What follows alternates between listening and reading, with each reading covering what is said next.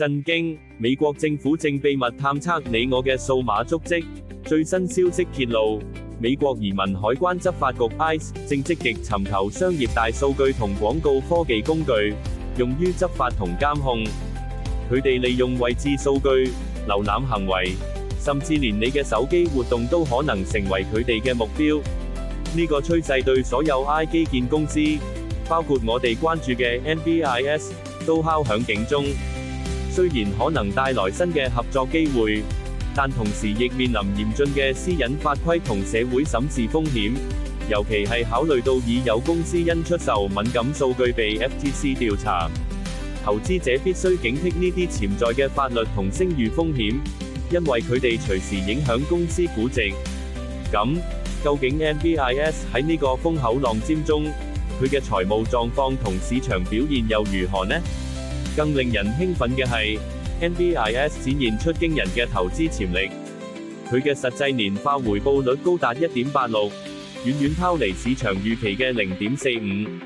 呢個數據強烈表明 ，NBIS 唔單止係值得關注，更係一個可能提供超額收益嘅黃金機會，喺 I 領域中脫穎而出。從財務健康度嚟睇 ，NBIS 嘅表現同樣令人眼前一亮。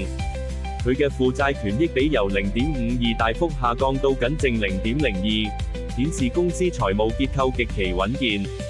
同時，高達 9.59 嘅觸動比率，意味住佢擁有非常強勁嘅流動性，足以應對短期挑戰。市場對 NBIS 嘅熱情亦不斷升溫，目前股價企穩喺 94.5 美元，高於50日同200日移動平均線，呈現良好嘅上升趨勢。更重要嘅係 ，Google 搜尋量同股價之間存在高達 0.947 嘅強勁正相關，證明公眾對 NBIS 嘅興趣正轉化為潛在嘅買入動力。回顧過去 ，NBIS 展現出強大嘅市場競爭力。喺過去90日同365日，佢嘅表現均跑贏大市同所屬行業。例如，全年對比納斯達克指數。NBIS 嘅表現超出達 2.41， 呢種持續嘅卓越表現，顯示出公司喺 I 領域嘅核心競爭優勢。然而，任何投資都存在風險。NBIS 近年面臨收入同淨利潤增長率都錄得負數嘅挑戰，分別係負 0.6 同負 0.63。雖然 EBITDA 增長保持正數嘅 0.36。